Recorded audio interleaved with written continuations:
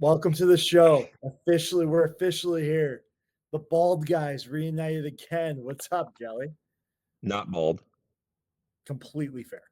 I mean, that's like, listen, I'm working the same thing. Dude, when I grow my hair, I got a little racing stripe right here. But I ran a 7.860 on senior day. Ooh, So I'll never forget doing Rich Sparks. Shout out to Rich. No free shout outs. But shout out to Rich that he just gave me, he's like, thank God you're a catcher. mm, I mean, you it's an have to be. rendezvous. So, for those of you who haven't followed us on Twitter yet, follow us. Okay, we'll put the link down there somewhere. Ruby will put the link down there eventually. But for those of us who haven't followed us, my name's Griffin Green. This is Taylor Jellikowski. We're here to talk about everything when it comes to new recruiting, insights that we learned throughout the summer and throughout the spring, different transfer portal stuff, how summer ball's kind of changed and intertwined, and we're gonna have some cool guests on there to kind of make it, more fun and interesting throughout the year. We'll have some high school guys on. I got one of my buddies who's a former Perfect Game Scout as well. National Insider. We're gonna have some fun. It's gonna be exciting. So yeah, so let's get right into it. So Jelly, so let me ask you this, Mm, right? Because being like in your position as a head coach at the junior college level, my position, within USA Prime and kind of been doing it for the last few years and the whole summer baseball, recruiting, high school, all that fun stuff.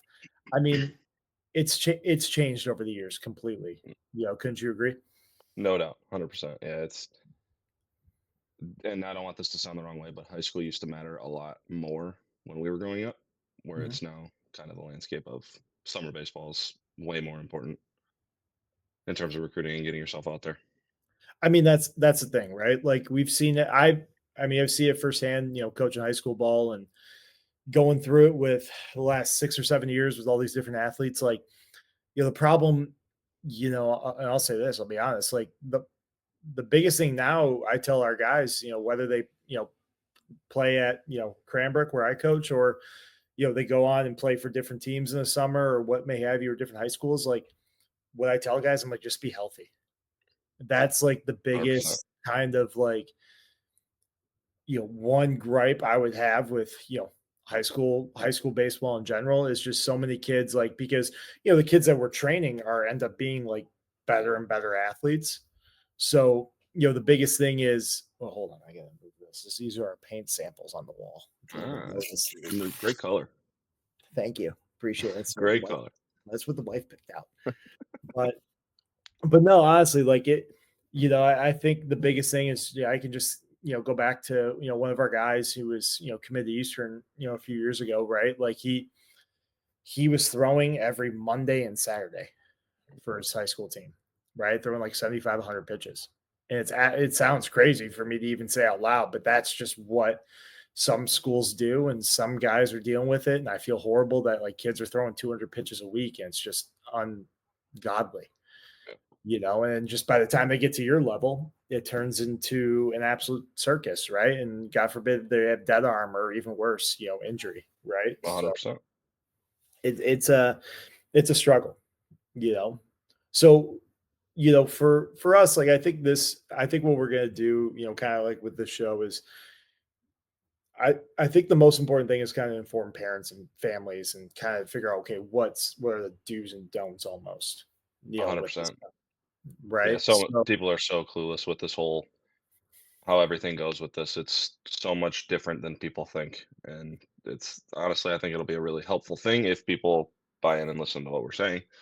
Um, but I mean, all we're gonna do is spit truths because we've been through it and we're currently doing it. So, and like we really cover all the spectrums too, because you're going from high school and summer ball to college. I'm recruiting college guys to my college. I'm trying to get my guys at my college recruited, and I'm recruiting pro guys from four-year schools to come play for me in the summer. So I feel like we pretty much cover every single way, shape, and form you could possibly be recruited.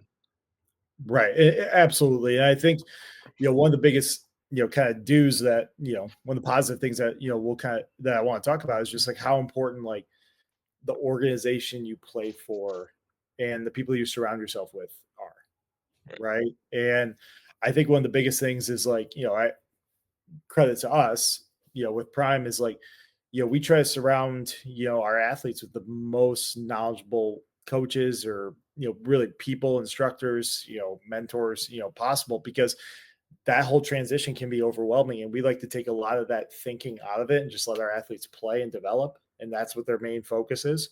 And let us, myself, and, I'll shout out Greg, Greg and I kind of took this recruiting thing the last couple of years, really, by the cojones, Right. and just kind of just said, hey, listen, we're going to try to find the best fit, for you guys as athletes. And I think Yeah.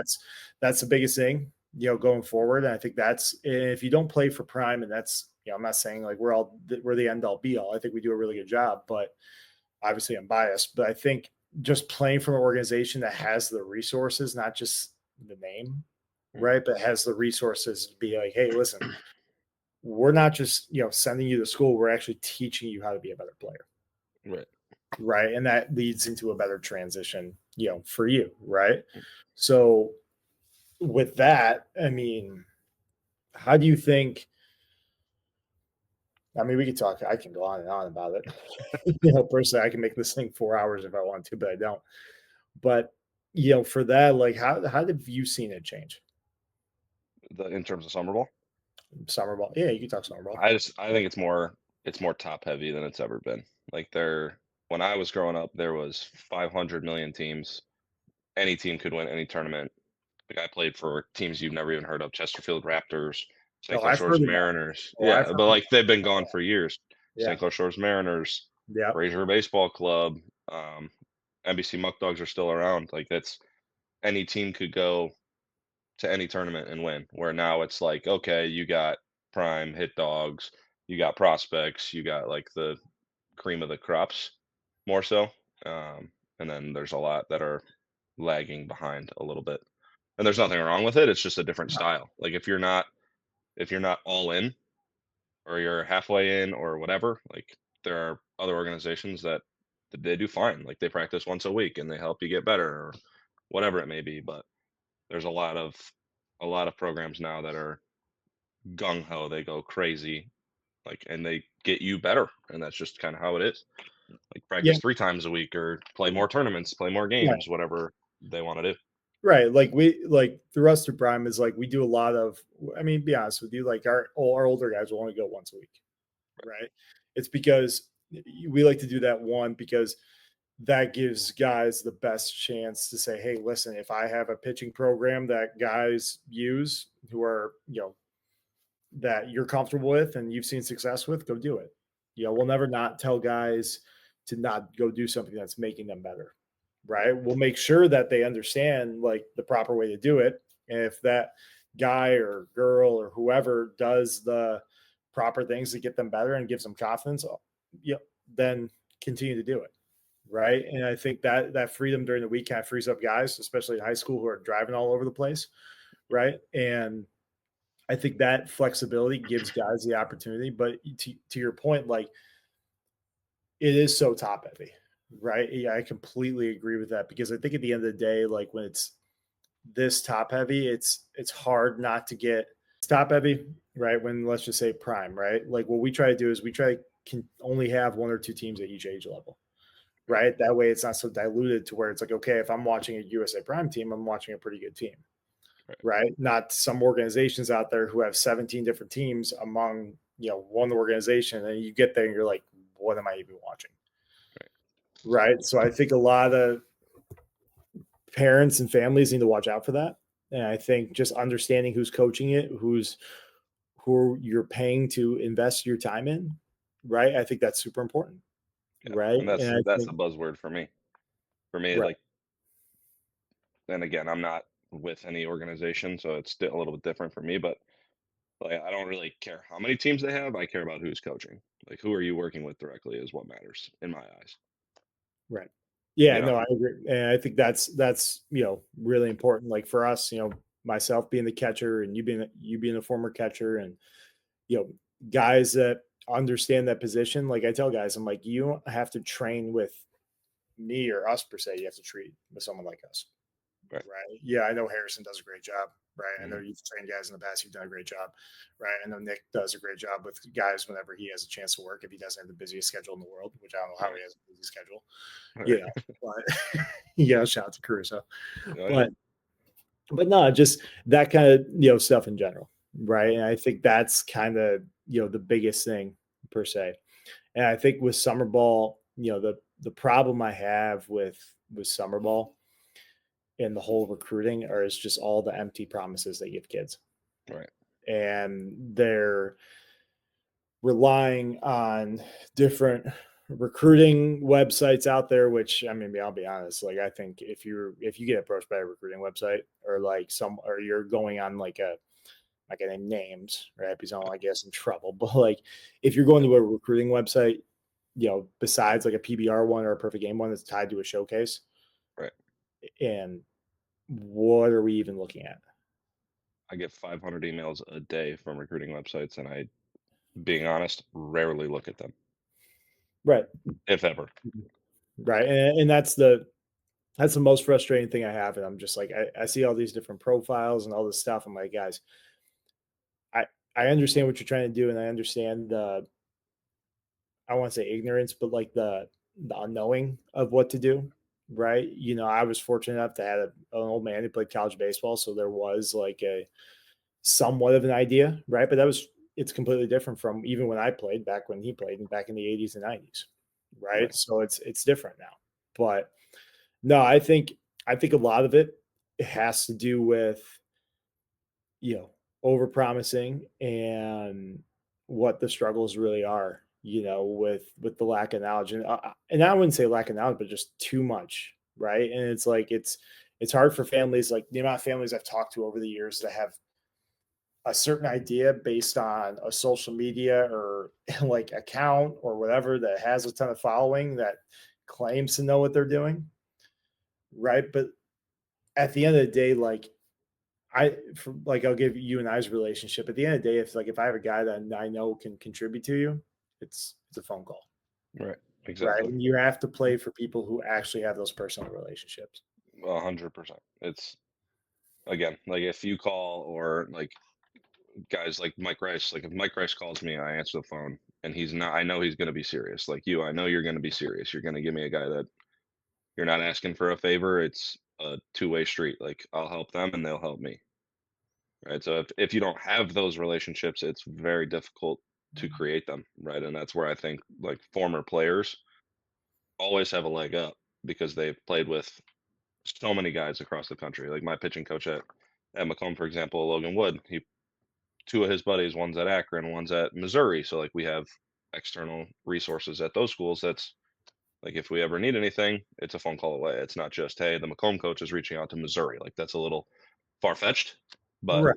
we have a personal connection, so it becomes a little bit easier, right? And like Caruso coached in the MAC last year, so he knows every MAC coach there is to know, and like Right.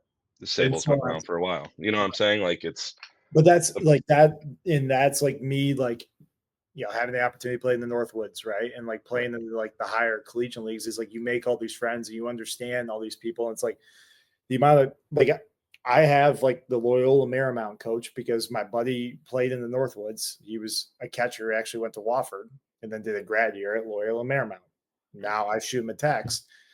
I shot him a text 3-4 years ago because I had a kid from the West Coast and I was like, hey, do you need a guy?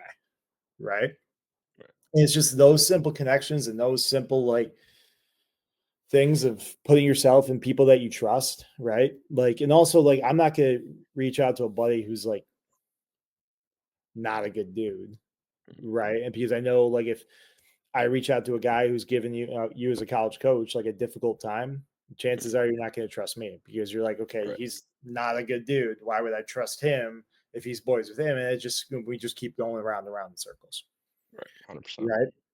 So what do you think families and players, this is because I want to tailor this as like an advice show, right? And we'll Right, do, some other cool things. I think, I have an idea of, ranking guys and talking about that, on some of our later episodes. But, yeah, what do you think guys your families or players kind of need to look for in a coach. And you don't have to, talk about yourself, but just kind of the things you've seen and observed. Yeah, and I think it really depends on level, right? Like, Yeah. again, me being at the JUCO level, like my job is to develop and move on, period. Right? Like that's it. Where 4 years, it's a little bit different now. They're looking for more finished products, guys that are ready to hit the field right now. Um, so in the JUCO world, you need somebody that's connected, that's got your back, and that's willing to fight, right? Like that's my whole job, and like I've moved plenty of guys on now, and it's like that's my biggest selling point is like I will outwork anybody in terms of moving you on because that's what's important to me. I understand that it's they're coming to me for a reason, and it's to get to a 4 year. Um, in terms of 4 years, you got to look for good dudes, and you got to look for guys that are knowledgeable and guys that are actually going to invest in your future. Like the best example I'll ever have is Karn. Like that's Justin Karn used to coach at. He was at Oakland. He's He was coming at on the show. huh? Oh yeah, He's he's coming coming on the on show. the He's show. already said he was, Yeah, but I called him last week, dude. I said, "What are you doing?" He goes, "I'm living with the host family this summer." oh I yeah, go, I'm like, "Dude, you can live at Jelly's house. That's fine." yeah. I'll let Yeah, I him mean, he could. He doesn't want to. He's about to have a second kid, so he's gonna enjoy his summer. But know. Yeah, um, that he's the perfect guy in my opinion. Like he always has been. We're best friends now, and I was under him. He's my assistant with the Mammoths, but he's like the pitching coordinator of the league, and the guy knows more about baseball than anybody I've ever met.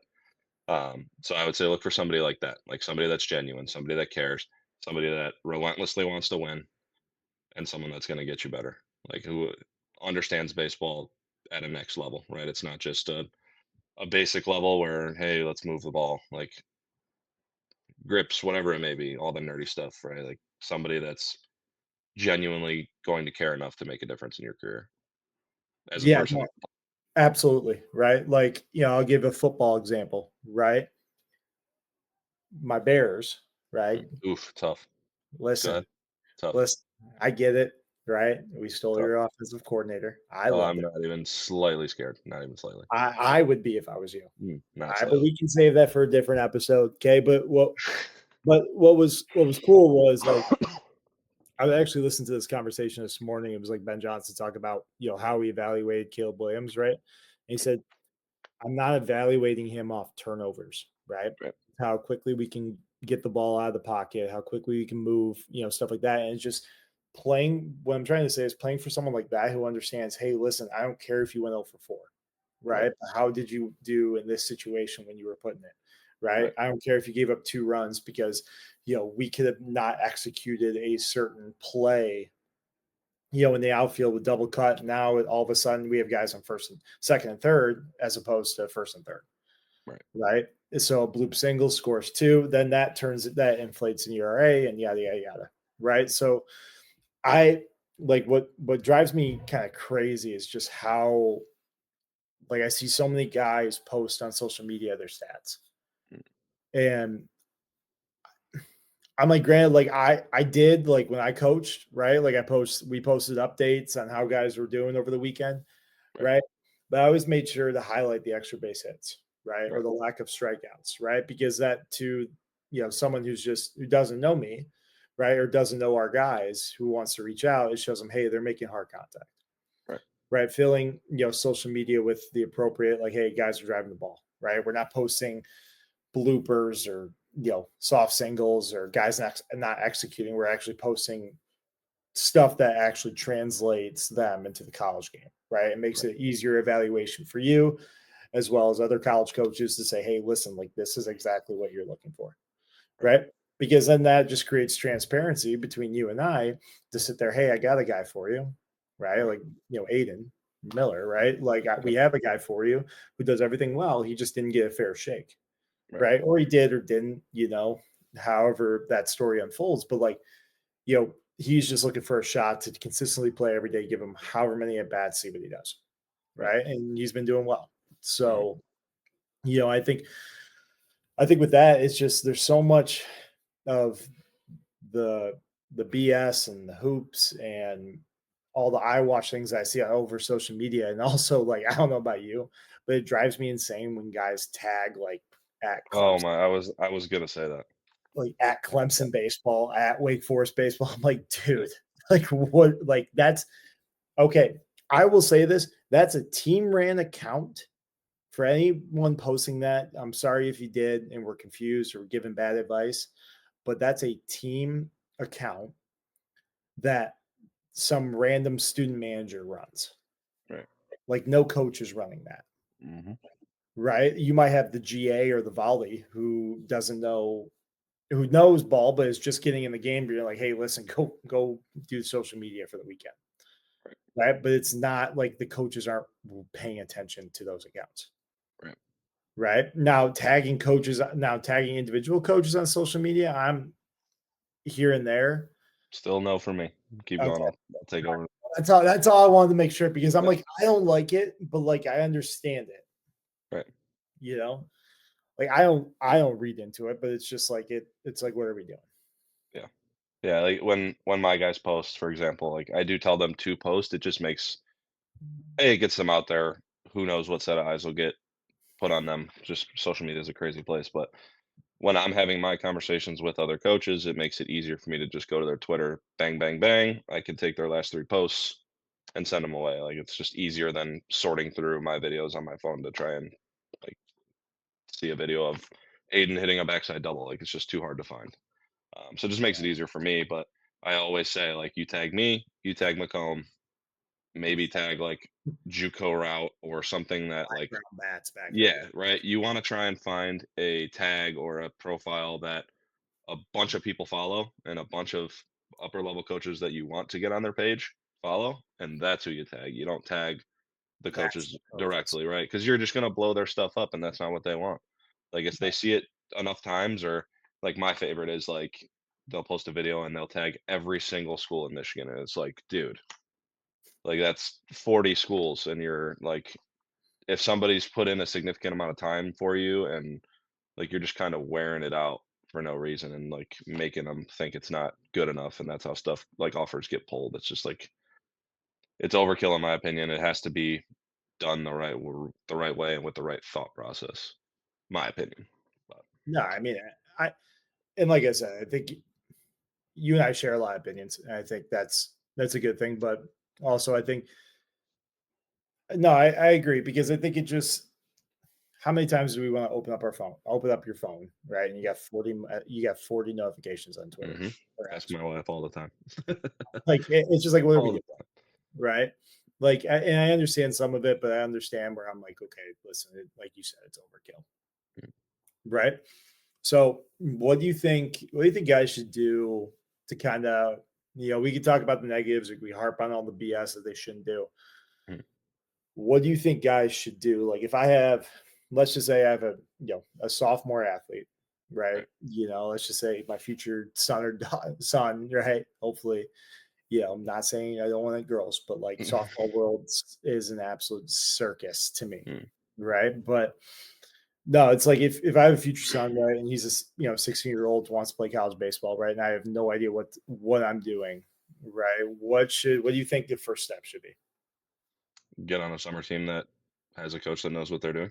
All right. Besides that, Yeah, that's that, I would start a Twitter, just to get out there, and just again tag your own teams and whatnot. That's number one, just because it's easy. And next thing, go to a showcase of some sort. It doesn't matter really what showcase. I prefer PBR just because it's really easy to click through and you know look at all the videos are on one page and yada yada yada. It's just easy. Um, but it's also like or they run a good, yeah, oh they yeah, like yeah, right you know like their numbers are going to be accurate. It's right like Adam yeah, Goodwin slash yeah, Spud because I played for at Adam back in the day in college yeah, and we call him Spud. So like calling him Adam is the craziest thing to me, right? But he's the director of PBR Michigan, right? For people who don't know, and yep, they do a really good job. Even him and even when Aaron Wilson was doing it, like they did a really good job. You're right. right, I've really like kind of just saying, hey, this is what we're gonna do. This is how it's gonna go. yep, Buckle up. You're gonna be there for a long day, especially some of the bigger ones, right? You're gonna get your money's worth. like 100. you said, their stuff's going to be accurate. They're going to do a great job with social media, right? Mhm. It's easy for if their guys are playing for me or guys are playing forever, it's easy for me to just clip that or grab that and just send it right to the college coach. Right. Right. That's what I do most of the time is like when you post videos, that's why I stress to our guys, post as much as you can, good stuff, because what I'll do is I'll just take it, send it, excuse me, and just blast it out there to however many schools. Right. And that's the easiest thing. So go ahead. Sorry to Yeah. interrupt. Yeah. No, that's the main piece, and that's where I would say I would start, just because you'll have a baseline, right? And I say you go to a PBR, and you go to, if your individual program has a specific showcase, go to that, just because normally that's when more coaches are in house, just from my experience. Yeah, but you don't show up. Um, yeah, sometimes I'm busy, dude. I got 4 jobs. And Uh, but that's absolutely. what I'm saying. Like, I don't feel like with specific places, I don't feel like I need to be there because I have enough trust in people, truthfully. And then I like to see guys in games on top of it, right? So you send me a guy, hey, I trust you. Then I want to go watch him play. That's just how I think and I work, but everyone's different. Um, but yeah, that's a huge piece. Getting yourself out there in the right way. Um, that's where I would start, honestly. And it's as simple as that. It really is. Like, go to one showcase, so you have video and you have numbers. I would say go every 6 months just to update your videos, update your numbers, because six Yeah, months is a don't long over time. showcase yourself. Yeah, yeah, yeah. You don't need to Like, go every other week. I mean, that's the biggest thing I have, especially with a lot of the really good younger players right now, right, is you guys are showcasing yourself out. right. Right. Like if I were the clip, let's just say, I'm looking up a kid that, we're interested in, right? And he has 17 different showcases. Mm, Let's just say, I say this all the time. It's like, you don't want to be there. Let's just say you're a pitcher. Actually, you know what? I'm just going to talk about myself in a weird way. Okay. yeah, I went to one PBR and that was it. mm. Right. Like I remember this because I popped a 187 when I was a sophomore. I mean, but Relax. yeah, but like I threw really well. Right. And I hit decent, good enough. Right. And I remember my old man going, you don't need to go anymore. Because okay, let's just say I went, let's just say I go to one 2 weeks from now, or 2 weeks from that moment. Let's just say I pop like a 2-1 to a 2-2, which very well could have happened when I was 16 years old. Right, Now you as a coach, you're like, okay, what am I getting? Am I getting a kid throwing a 2-1 to a 2-2, or am I a kid who is throwing a 1-9 to a 2? Right. right. Which as a catcher, that's a big difference. Hmm. And I think a lot of times, like same thing with guys on the mound. I've seen so many guys where as sophomores, they hit 88, right? And then they'll go through summer ball and they throw a lot and they do well. And all of a sudden, like they go to a PBR or a showcase in, you know, the fall, and next thing you know, they're throwing 85 miles an hour. Right, Or like 85 to 83 to 85. And you're like, okay, wait a second. This kid should be up to 90 by now. right, Now that's putting doubts in your head. Be like, okay, is this kid working on stuff? Or is he taking care of his body? Is he doing X, Y, and Z? Like now it's just an absolute cluster. And now that you're having to do more research than you have to, and if you have to keep doing research and research, chances are you're not going to take that guy, right, because the more homework and the more research, like, and more of a headache that turns into, it's not going to, chances are that kid's not going to be the right fit for a program. right. Right. So, and we'll talk, and we're going to have some high school guys on as well. I know a couple guys, and who have some crazy, recruiting stories that, I kind of want to shed light to, kind of, in the next coming episodes, and I think one thing is, what kind of I want to touch on, but not too much, but is when you're an athlete and you have, a tons of offers to kind of cycle through, right? And regardless of the school, regardless of the level, I think you do, like, I'm a big proponent is like, hey, listen, if you went on a visit, and you can correct me if I'm wrong with this, Mm, but if you went on a visit and you start to really build a relationship with that coach and you ultimately do not decide that on that school, you have to at least give the coach the phone call, 100%. right? Like you should, like coaches should not see your commitment on social media first. Correct. And now, if they just reached out to you and they're texting you and they've called you maybe a couple times, shoot them a text, Right. in my opinion. Right. But the guys who have invested their time, invested their resources to get you on campus, to carve time out of your schedule, you owe them a phone call, in my Right. opinion. Right. 100%. It's hard for kids. They want to hide behind the phone nowadays. Like they Mm-hmm. don't want to have the big boy conversation. The one example I always use, his name's Ryan Jarvis. Went to Dakota. My first year at Macomb, I was all over this kid. Like he's turned into exactly what I thought he would be. He's a phenomenal player at Saginaw. Invested a ton of time in him. Saw him play 4 or 5 times. Like I went after this kid. I was trying to build my program around this kid, Yeah. and he eventually decided on Saginaw. Obviously, I was bummed, but like I told him this directly. He called me. We had a 10-minute conversation, and he was a perfect gentleman and perfect adult the whole time. And I told him at the end of it, I'm like, as sad as I am, like I will fight for you forever. Like you're a great kid. Like I am in your corner for life. Right. And that's the difference, right? If you just send me a text and it's like, hey, I'm going somewhere else, it's like, okay, piss off. Like I don't need to talk to you anymore. You know what I mean? But like kids that have the stones to just like wear it, like it's not going to be a fun conversation, right? Especially if the coach wants you, but you got to do it. It's a part of the process. It's part of being an adult. Yeah, you have to just let it happen, right? Right. Some coaches handle it, better than others, Right. right? I've had coaches, personally get mad at me, Yep. about kids or even myself going through the process. But like I then also like I want to bring this part up is with all the change in college coaching, right? And all the movement and especially the lateral movement, like within Mm-hmm. the division ones, right? Like you never want to burn a bridge. 100%. And I remember, I use Brad Vanderlast as an example, right? Guy who was at Indiana State, who I was sending, a couple guys there. Really great dude. Brad's a phenomenal guy. And he went from Indiana State to Notre Dame to Florida State all within a year. Right. Like it was a crazy thing. And I'm super happy for him. He deserves it. He's a great coach. He's a great dude. But that's an example. Like you never want to burn a bridge. 100%. Because, or I'll give you another example is just, Dom Krapinski, who's playing Miami of Ohio for us. He started his career at Indiana State. It was, he loved it there. He enjoyed it, but he put his name out in the portal and the guy who took over, I'm blanking on the guy's coach's name. Oh no. Anyway, regardless, that guy ended up leaving. And then Dom, the Coach Smiley, I forget his name. I think it's Drew. I want to say Drew. I could be completely wrong. I'm sorry, Smiley, if you're watching this, if you end up watching this.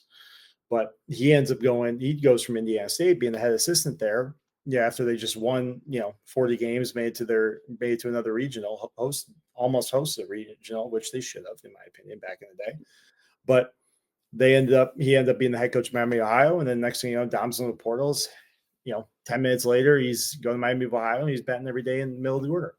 Right. Like it's just, you never want to burn a bridge. You never want to be, in that, kind of spotlight. But it's one of those things that you want to make sure everything, goes the right way. 100%. Right. 100%. It's not an easy conversation. And truth be told, like if you call a coach and you're committing somewhere else and you're the bigger man and you're being the guy with stones to call and they get lippy and argumentative with you, like it's really kind of their problem. It's not your own. Like they need to be an adult and understand that me in general, like I get pissed when kids go other places, but like at the end of the day, they feel that it's a better fit for them. So who am I to judge? So it's just if the coach gets a little bit more upset or angry about it, like it's his problem. It's not the kids. So No, absolutely. And that's a big thing that, it's never, we never want to make it, sorry, I gotta grab a charger. you're good. Out the deck. You're good. It's on me.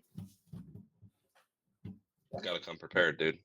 Dude, this is, I can't even find my computer charger. That's the bad thing. I'm using the wife's computer right now. All right, we're good. Oh, we're good. We almost died around this. That could have been a hell of a first episode. Just No computer kidding. dying on this. Ruby Right. would have been very upset. Oh, dude, he would be so pissed. I know he's listening to this, so I know he'd be pissed.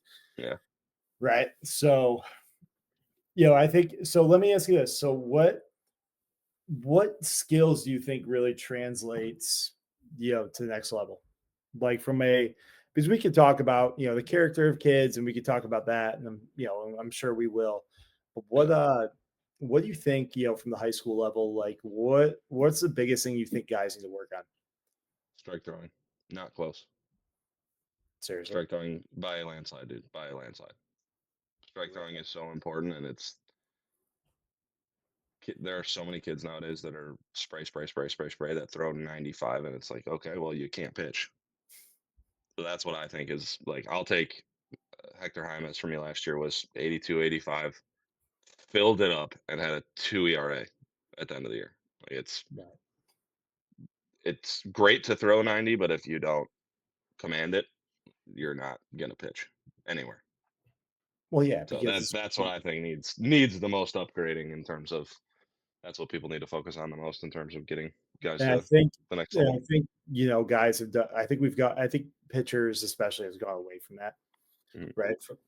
Excuse me, at like the high school level, development level, right? No And I doubt. think, a lot and you see it a lot of times, with different programs, different throwing programs, right? Like they'll post obviously some guy throwing 100, right? Or Right. some guys throwing, the absolute fuzz at a high school level. And it's just like, okay, how does that translate? Right. Because if the kid's trying to command it, he's going to drop 2 or 3 miles an hour, right? 100%. And it's not. But on the flip side, if the kid can do it with 90 miles an hour, we got to do it, 100%. right? Because I think the one, if you're around people who can teach you how to pitch, right? And obviously, we're both catchers, so we get very pissed off easily at guys Oh who yeah. can't command the zone. I mean, Hmm. 'cause I'll tell you this, I'll tell this story because we can. This is our way of telling This is stories. our show. We can do whatever we want. We can do whatever we want. The best part about this show, right? But I mean, we can even talk, about Swan, but we won't go there. But Ooh, I'm waiting for that day. we'll have That's a them on. fun. That'll be a fun day for me.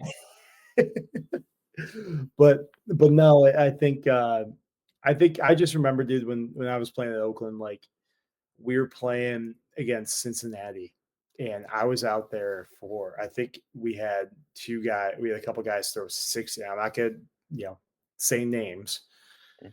because I love them, but like we had a couple guys that threw like 60, 70 pitches in 2 innings. Right. Oh yeah. And you're sitting out there, dude, in 25-degree weather, Yep. and you are freezing. And you're just a hockey goalie at this point. Yep. God, dude, I just remember I'm getting yelled at for not throwing guys on. I'm like, listen, coach, was he throwing guys on? I'm like, listen, coach. One, he's a 2.5 the home plate. Two, guy runs a 6.3. Three, I don't know where the ball is. I call fastball outside and I have no idea where it's going to be. Yep. Right. But on the flip side, like one of the best pitchers I've ever caught was a guy named Sean Mooney, who ended up being a 2-time All-American at St. John's. Now I caught him in summer ball growing up. And like, Pause. Was he with the Twins? yeah, I know Mooney. you know Mooney? I know Mooney. Yeah, he was dealing with a I lot of for rehab stuff. I forgot. Yeah, You we know were in him. rehab together, and I mean health rehab. Like I was rehabbing my ankle. He had TJ or something. I don't Yeah, remember he what. had TJ his first year or Yep. something. Yep. Yeah, dude. Sean was the freaking man, dude. Yeah. Ocean City, New Jersey. The guy's an absolute freaking stallion, Yeah. right? But dude, I'll never forget like catching him. Like, dude, I was a Pause. Pause. That's how small the baseball world is. Right yes. there. Right there. Yes. Like this guy, Continue. like, dude, played for the Indiana Prospects my 17 year. We had kids from all over the country, and he's from New Jersey. He Yep. came in, he sat, like, we had guys like a guy named Austin Pedrado who played at Florida, guy named Luca Daltari who pitched at North Carolina. Like, we had dudes, right? But Sean was the best pitcher I've ever seen. Like, I've ever caught, like, and I mean, you and I've probably caught Hunter Brown and caught a bunch of big leaguers. Like, Sean's command, like at that age, was the best I've ever seen. Yeah. Right? Like he would go.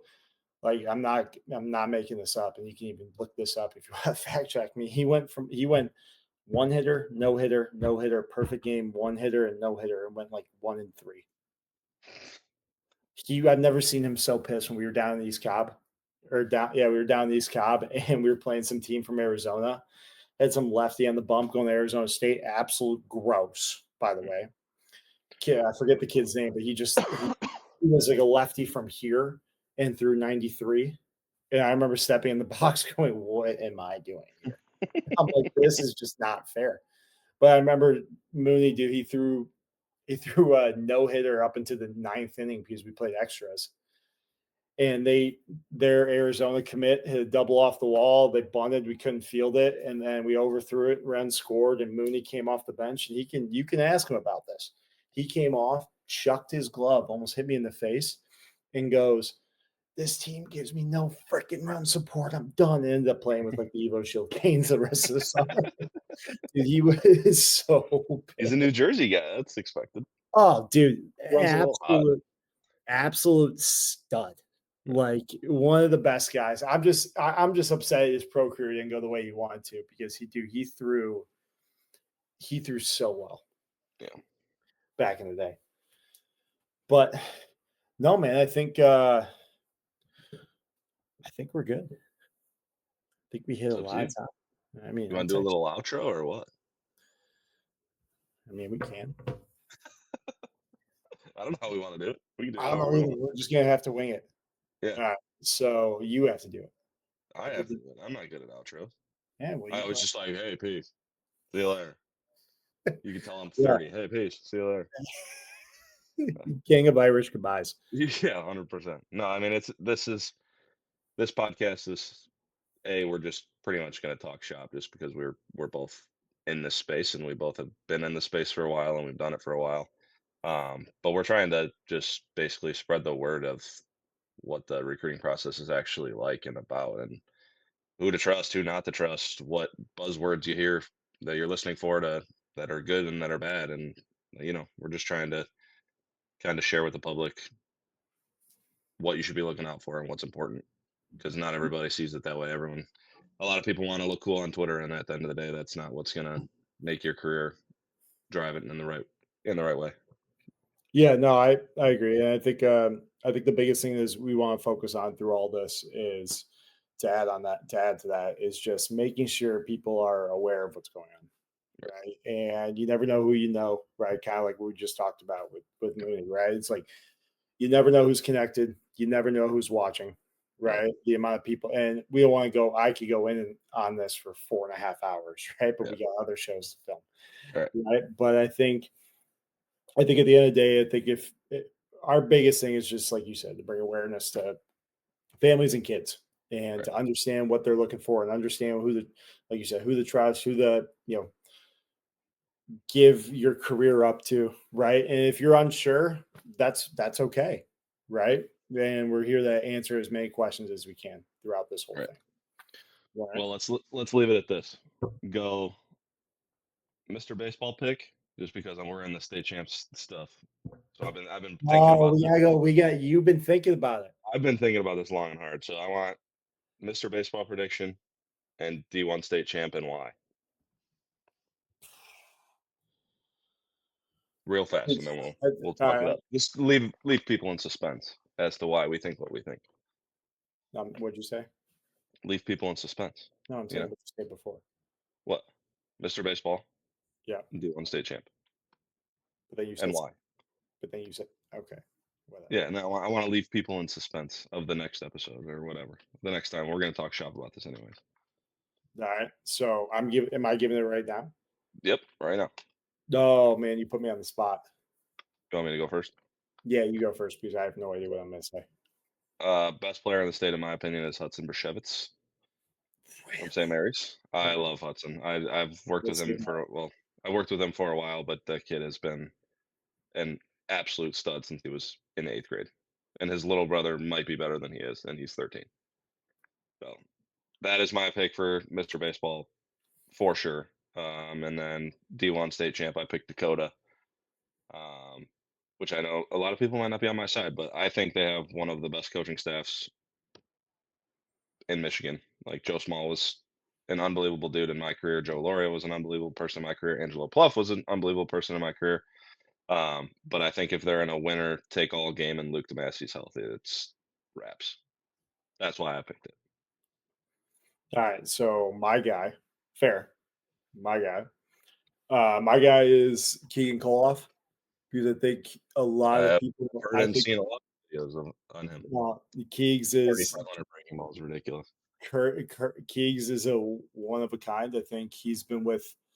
I mean, it's you can call it a homer pick because he's been with Prime for a couple of years, but I think a lot of Yeah, guys forgot about him when he went to IMG yeah, last year, right? And I think he has the stuff. And I think Powers lost a lot. I think yeah, you have Sturgis, his little brother, but I think from a overall, who's the best player? I think he's the best player right now in the state. I right. think from a stuff wise, from a attitude standpoint, like him and I've had a lot of those deeper conversations over the last couple of years, and I think he's a kid who gets it. Yeah, And I think he understands it. He understands what he wants, and he understands how to do it. And he also he's the guy who's gonna, he's gonna blow up, but he's also focused on throwing strikes, right. right? Because I think that was a big thing for him, and he's worked his absolute tail off this year. And then my D1 state champ, brother Rice, baby. Understandably so. It's the favorite pick. Listen, I had all the boys back in the day go to Brother Rice, from Timko to Davis to the Rupenthal guys, all those dudes back in the day, and with Plummer and Freddie Geely, and I can go on and on. But I think this is the year they get it done.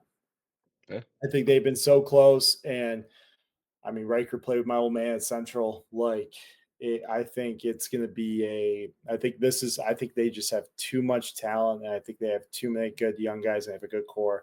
And yeah. they're going to whoop Dakota in Oof. that final, dude. If Luke Demassey's on the mound, I will disagree with that, but we'll leave that for next time.